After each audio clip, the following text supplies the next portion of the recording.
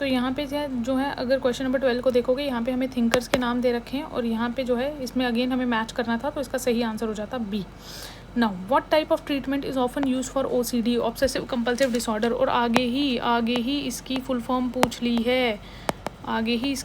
पूछ ली है, मैंने बोला था कि कई बार एग्जामिनर सिर्फ लड्डू क्वेश्चन दे देगा और वहाँ पे आपसे क्या करेगा, सिर्फ फुल फॉर्म पूछ लेगा। अब चलिए क्वेश्चन देखते हैं। यहाँ पे बोल रहा है ट्रीटमेंट में OCD के क्या यूज़ किया जाता है। एक कॉग्निटिव बिहेवियर थ्योरी, अगर आपने हमारी 1 मिनट सोशोलॉजी सीरीज़ देखी होती तो उसमें भी इसको कवर किया गया था। Cognitive behaviour theory, B medication, C medication and cognitive behaviour theory and C chiropractic theory. अब देखो यहाँ पे क्या है, बहुत सारे बच्चों ने ए को मार्क किया था, देखें जैसे यहाँ पे, लेकिन यहाँ पे ए नहीं था इसका आंसर। अब देखो कई बार कुछ OCD जो पेशेंट्स होते हैं उनको मेडिकेशन भी तो देना पड़ता है, तो यहाँ पे सही आंसर क्या हो जाता, cognitive behaviour theory and medication. ठीक है, तो यहाँ पे आ जाते हैं 14 पे, क्वेश्चन नंबर 14 पे। Which international convention is specifically dedicated to the elimination of all forms of discrimination against women. तो यहाँ पे वुमेन राइट्स अगर पढ़े होते तो बहुत ईजी से ये आंसर हो जाता था, that is convention on the elimination of all forms of discrimination against women. ठीक है, CEDAW। ओके, एरिक्सन की थ्योरी, बार बार मैंने कहा था कि इसमें से क्वेश्चन आने के बहुत ज़्यादा चांसेस हैं। और यहाँ पे क्या पूछ लिया, फर्स्ट 4 स्टेजेस क्रोनोलॉजी में पूछ ली कि पहली 4 स्टेजेस ही बताओ। तो पहली 4 स्टेजेस क्या थी, टोटल एरिक्सन ने कितनी स्टेजेस दी थी, 8 स्टेजेस। तो पहली 4 कौन सी थी, trust versus mistrust, autonomy versus shame. ठीक है, उसके बाद था initiative versus guilt, industry and inferiority. तो इसका सही आंसर क्या था, that is your option A will be the correct answer. Next, consider the correct, identify the correct sequence in the development given by Freud. तो यहाँ पे हमें Freud की जो स्टेजेस थी, फ्रूड की जो 5 स्टेजेस थी, हमें उसकी जो है अगेन वो उनका क्रोनोलॉजी पूछा था। तो यहाँ पे क्या था, फ्रूड का सही आंसर क्या हो जाना था, that is your oral, anal, phallic, latency and genital. और यहाँ पे एरोजिनस जोन भी थे, बट इन्होंने क्वेश्चन बहुत ईजी डाला था, इन्होंने एरोजिनस जोन नहीं पूछा था कि हर स्टेज में एरोजिनस जोन क्या होता है, इन्होंने सीधा सीधा स्टेजेस के नाम पूछ लिए थे। ठीक है, okay, moving on to the next theory. Which theory suggest that socialization occur through observational learning, this was the key word, and imitation, के ऑब्जर्व करके और इमिटेट करके जब हम सीखते हैं, सोशलाइज होते हैं, वो कौन सी थ्योरी होती है, structure functionalism, no, social learning theory, yes. इसका सही आंसर हो जाता सोशल लर्निंग थ्योरी, यानी कि देख के हम जो सीखते हैं। Okay, I hope it is visible to you. ठीक है, मैं साथ साथ क्वेश्चन पढ़ भी रही हूँ ताकि आप लोगों को ज़्यादा दिक्कत ना आए ना। Which of the following is common characteristics of generalized anxiety disorder. तो जनरलाइज्ड एंजाइटी डिसऑर्डर का जो कॉमन यहाँ पे पूछ रहा है कि कॉमन बताइए कि कैरेक्टरिस्टिक क्या है। ऐसे तो आपको लगेगा कि सारी कैरेक्टरिस्टिक, इसका सही आंसर जो था वो था परसिस्टेंट एंड एक्सेसिव वरी, बार बार टेंशन लेना about various aspects of life. ठीक है, okay, next question. Which disorder is characterized by recurrent unexpected panic attacks followed by concern about having more panic attacks। कि एक बार पैनिक अटैक आ रहा है और फिर लग रहा है कि फिर से और पैनिक अटैक आ जाएंगे, तो ये सीधा सीधा आंसर था इसका panic disorder. Next, what does OCD stand for, मैंने कहा ना OCD का क्वेश्चन आया है, तो OCD stand for what, obsessive compulsive disorder. Next question, which theory provide the basis for special provision for deprived section. अब बहुत सारे बच्चों का ये क्वेश्चन जो है वो गलत हुआ है क्योंकि उन्हें नहीं पता था। ठीक है, बहुतों को लग रहा था यूटिलिटेरियन थ्योरी होगा, बट ऐसा नहीं था, यूटिलिटेरियन थ्योरी नहीं था, इसका सही था difference theory. Who was the founder of international committee of red cross. ठीक है, अब इसका भी, इस क्वेश्चन का भी डाउट था, जहाँ पे बहुत सारे बच्चों को पता ही नहीं था बेसिकली, रूसो बहुत सारे बच्चे मार्क करके आ गए। ठीक है, तो इसका सही आंसर था Henry ड्यूनांट।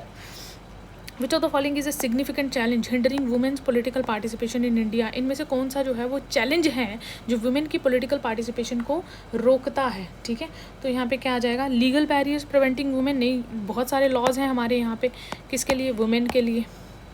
Lack of interest among women in politics, तो लैक ऑफ इंटरेस्ट नहीं, वुमेन तो इंटरेस्टेड है बट उनको मौका ही तो नहीं मिल रहा है।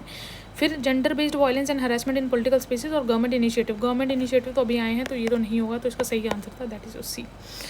Next question, which of the following statement is not correct about the refugees. तो रेफ्यूजीज को लेके कौन सा स्टेटमेंट, क्या they are outside their country, yes ये तो करेक्ट है, ये तो नहीं होगा।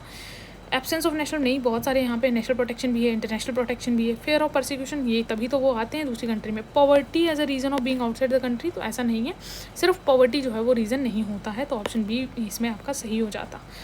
Next question, which model is most commonly used in social work to address substance abuse. तो यहाँ पे कौन सा मॉडल जो है वो यूज़ होता है, तो यहाँ पे बहुत सारे बच्चों ने क्या किया है, साइको एनालिटिक मॉडल जो है वो मार्क करके आ गए हैं, ठीक है। इसका सही आंसर था हार्म रिडक्शन मॉडल। नेक्स्ट, ये जो जीएस के क्वेश्चन है, तो जीएस सर आपके साथ डिस्कस कर लेंगे। नेक्स्ट देखते हैं, which international document serves as the primary legal instrument for the protection and promotion of children rights. यहाँ पे पूछ रहा है कौन सा इंटरनेशनल डॉक्यूमेंट है जो लीगल प्रोटेक्शन देता है for the protection and promotion of children's rights. तो क्या वो यूनाइटेड नेशन चार्टर है, UDSHR है, convention on the rights of the child, international covenant on economic, social and cultural rights. इसका सही आ जाता convention on the rights of child, ठीक है। ओके, नेक्स्ट देखते हैं। हाँ, which of the following indicators, ये प्राइमरली यूज़ होता है to measure the educational attainment with in a society, to measure the educational attainment within the society, ठीक है। तो यहाँ पे क्वेश्चन नंबर जो है वो 33 पूछ रहा है to measure the educational attainment in the society. तो इसका सही आंसर क्या हो जाएगा, लिटरेसी रेट। लिटरेसी रेट से हमें पता चलता है, ठीक है। Which indicator is often used to assess the overall health, यहाँ पे ओवरऑल हेल्थ पूछ रहा है, एंड क्वालिटी ऑफ लाइफ, ये बड़ा इंपॉर्टेंट कीवर्ड था यहाँ पे। क्वालिटी ऑफ लाइफ और ओवरऑल हेल्थ स्टेटस जो है, हम एक पॉपुलेशन का कैसे पता चलता है, वहाँ की लाइफ एक्सपेक्टेंसी देख के कि एक कंट्री में लाइफ एक्सपेक्टेंसी कितनी है। Again consider the following pair based question था। तो यहाँ पे रिन्यूएबल एनर्जी का क्या आ जाता, energy derived from sources that are naturally replenished such as sunlight and wind energy, ठीक है। तो अगर आपको A का 5 है, अगर आपको A का 5 पता होता तो यहाँ पे कितने में A का 5 है, दैट इज़ योर 1। तो यहाँ का ऑप्शन A जो है वो सीधा सीधा करेक्ट हो जाता। विच इंटरनेशनल प्रोटोकॉल, कौन सा इंटरनेशनल प्रोटोकॉल स्पेसिफिकली डिज़ाइन है to prevent, suppress and punish trafficking in persons specially women and children. तो ये भी बहुत सारे बच्चों को जो है ये पता नहीं था कि कौन सा इंटरनेशनल प्रोटोकॉल है। तो इसका सही आंसर था पलेर्मो प्रोटोकॉल, ठीक है। Okay, next, which approach is most effective for addressing the issue of beggary from social work perspective. Criminalization करते हैं बैगिंग को, नहीं। प्रोवाइडिंग, क्योंकि उनका भी तो राइट टू लाइफ है। Providing vocational training and rehabilitation programmes. Ignoring beggars, no no no, ignoring beggars. Increasing law enforcement presence in the urban areas, नहीं। तो इसका सही आंसर था providing vocational training and rehabilitation programmes. Which of the following measures is most effective in reducing corruption within public institution. तो इनमें से को सबसे ज़्यादा इफेक्टिव क्या हो जाता है जहाँ पे हमें करप्शन को रोकना है पब्लिक इंस्टीट्यूशन में, increasing the number of public holidays. ये तो बिल्कुल भी नहीं, बहुत ही मतलब ऐसे ऑप्शंस थे कुछ तो आप एकदम से एलिमिनेट कर सकते हो। Implementing strict transparency and accountability, yes, ठीक है। रिड्यूसिंग एम्प्लॉइंग, यहाँ पे क्या है, ट्रांसपेरेंसी लाइए, अकाउंटेबिलिटी मैकेनिज्म को बिठाइए। ये जो है ये एक पावरफुल गवर्नेंस भी का भी हिस्सा होता है कि ट्रांसपेरेंसी और अकाउंटेबिलिटी को इंक्रीज़ करना। Next, which concept refers to the abuse of interested power. Again corruption से क्वेश्चन था कि अब्यूज़ ऑफ पावर किस में हो रहा है, करप्शन में हो रहा है। Option C will be your right answer, ठीक है। अब पीजेड की थ्योरी पूछी थी, ठीक है। According to Piaget's theory which stage do children develop the ability to think logically. कौन सी स्टेज में जो है वो लॉजिकली थिंक करना जो स्टार्ट कर देते हैं, that is your formal operational stage. Next, which again Piaget की थ्योरी से क्वेश्चन है, what is the primary focus of development during the sensory motor stage according to Piaget's theory of cognitive development, ठीक है। तो primary focus क्या है यहाँ पे, तो यहाँ पे सही आंसर क्या आ जाता, that is your coordination of sensory experience with the physical actions. Okay, macro nutrient से क्वेश्चन था, ठीक है। ये कुछ ऐसे बहुत इजी क्वेश्चन थे, ठीक है। तो हम इसलिए कह रहे हैं कि बैलेंस्ड था, ऐसा नहीं है कि हाँ ठीक है कुछ थिंकर बेस्ड टफ थे questions, but at the same time आपको बहुत सारे इजी क्वेश्चन भी मिल जाएंगे। मैक्रो न्यूट्रिएंट जो है कौन सा वाला, बॉडी का मेन सोर्स ऑफ एनर्जी है, that is your carbs, carbohydrates. Which vitamin is crucial for the absorption of calcium. अब देखो कितना इजी क्वेश्चन है, कैल्शियम के लिए आप क्या खाते हैं, विटामिन डी, ठीक है। विच हार्मोन, कौन सा हार्मोन रेगुलेट करता है ब्लड ग्लूकोज लेवल यानी कि sugar by facilitating uptake of glucose into the cells. Insulin है ना, इंसुलिन के इंजेक्शन लगाते हैं। What is the main goal of health promotion. Health promotion का मेन गोल क्या है, ठीक है, that is prevent diseases and enhance health, ठीक है। उसके बाद आ जाओ, ठीक है। बहुत सारे बच्चों को इसमें भी था कि at what minimum internal temperature should poultry be cooked to ensure it is safe to eat. तो इसका आंसर था 165 Fahrenheit, that is 74 degree Celsius. Okay, next question देखते हैं, which type of bacteria is most commonly associated with food borne illness from under cooked और raw eggs. तो यहाँ पे था salmonella is the right answer. What is the cross contamination. Cross contamination क्या होता है, using the same cutting board for raw meat and vegetables. Yes ये होता है इसका answer, that is it is using the same cutting board को use करना raw meat के लिए। अब रॉ मीट में क्या होता है, बहुत सारे बैक्टीरियाज होते हैं, ठीक है, of raw meat and vegetables without washing it. तो यही इसका आंसर सीधा सीधा हो जाता, बाकी पढ़ने की भी ज़रूरत नहीं थी, ठीक है। विच of the following is a common symptom of food poisoning. Food poisoning का कॉमन सिम्टम जो है वॉमिट। ऑब्वियसली फूड पॉइजनिंग हो रही है तो सबसे पहले क्या होता है, वॉमिट करने का मन करता है, चक्कर आते हैं, तो nausea and vomiting. Okay, what is the primary function of phosphorus. Phosphorus का प्राइमरी फंक्शन क्या था ह्यूमन बॉडी में, दैट इज यहाँ पे सही आंसर हो जाता है। ऑप्शन पढ़ लेते हैं, development of bones and teeth, regulation of pH, pH को कैसे करेगा body fluids, regulation of muscle contraction, तो यहाँ पे सही आंसर हो जाता है बोन्स एंड टीथ। ठीक है, next question, which non governmental organization is known for providing medical assistance in disaster stricken. तो डिजास्टर स्ट्रीकन वर्ल्ड वाइड में आपने बहुत बार, अगर आप अच्छे से न्यूज़पेपर पढ़ते हो तो डॉक्टर विदाउट बॉर्डर्स बार बार जो है इसके बारे में आता है, तो आई होप कि इसका आंसर आप सही करके आए होंगे। ठीक है, नेक्स्ट देखते हैं, in commemoration of whose birth anniversary was the Sansad Adarsh Gram Yojana was launch. किसकी बर्थ एनिवर्सरी में संसद आदर्श ग्राम योजना को लॉन्च किया था, जयप्रकाश नारायण। ठीक है, विच ऑफ द फॉलोइंग और objectives of Beti Bachao Beti Padhao programme. तो इनमें से कौन सा जो है वो ऑब्जेक्टिव था हमारा बेटी बचाओ बेटी पढ़ाओ प्रोग्राम का।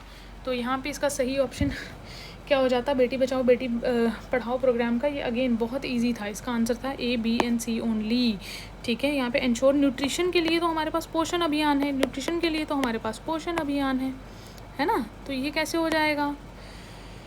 ओके, नेक्स्ट हमारे पास आ जाता है correct sequence of central government programmes. Sequence पूछ लिया था, ठीक है, and their launch in chronological order. तो इसका सही आंसर था CEBDA, यानी कि पहले इंटीग्रेटेड चाइल्ड डेवलपमेंट सर्विसेज, ठीक है, फिर इंटीग्रेटेड रूरल डेवलपमेंट सर्विसेज, फिर आ जाता प्रधानमंत्री ग्रामीण आवास योजना, फिर आ जाता महात्मा गांधी, ठीक है, नेशनल रूरल गारंटी एक्ट 2005 में आया था, then Atal pension Yojana. What is the main focus of Atal pension Yojana, that is जो किसको कवर कर रहा था, main focus workers of unorganise sector, ताकि उनको एक पेंशन स्कीम मिल सके।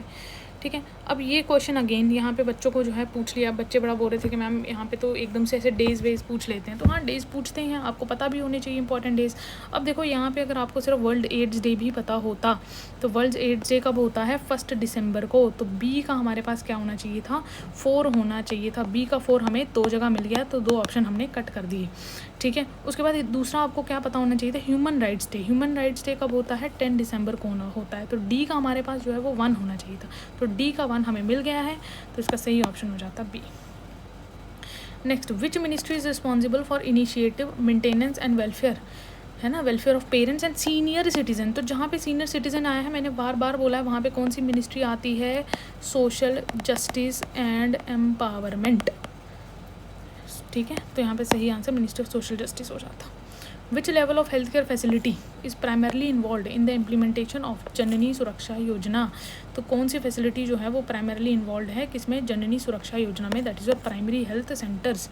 विच government programme in India provides free medical treatment to children suffering from serious illness.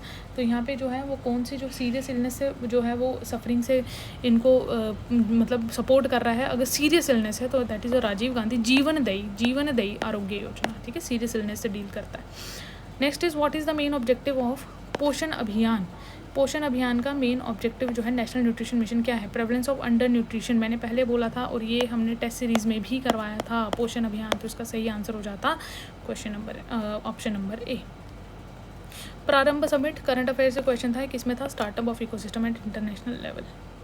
ठीक है, अगेन ये आपके जनरल स्टडीज़ के क्वेश्चन हैं, तो आई थिंक इतने ही क्वेश्चन थे जो हमारे डील कर रहे थे स्पेशलाइजेशन से। हाँ, इतने ही क्वेश्चन थे जो हमारे डील कर रहे थे स्पेशलाइजेशन से। सो आई होप आप सभी का एग्ज़ाम अच्छा हुआ होगा, और अगर देखें बहुत सारे बच्चों का एग्ज़ाम अच्छा हुआ होगा और बहुत सारे बच्चों का एग्ज़ाम जो है वो ठीक ठाक गया होगा, ऐसे बिल्कुल मॉडरेट गया होगा। तो मैं यही बोलूँगी कि अभी आपका अब ये फेज़ निकल गया, ठीक है, अभी आप वापस से जाके उसी एग्ज़ाम सेंटर में बैठ के दोबारा से ये पेपर नहीं दे सकते हैं, है ना। तो इसके बारे में टेंशन लेने से, इसके बारे में बार बार अपने 10 दोस्तों से डिस्कस करने से कुछ नहीं होगा। आई नो कि आज आपको 1000 फ़ोन आ रहे होंगे, एक दोस्त पूछ रही होगी कि हाँ इसका ये आंसर था, और आपको बहुत दुख लगेगा, ठीक है।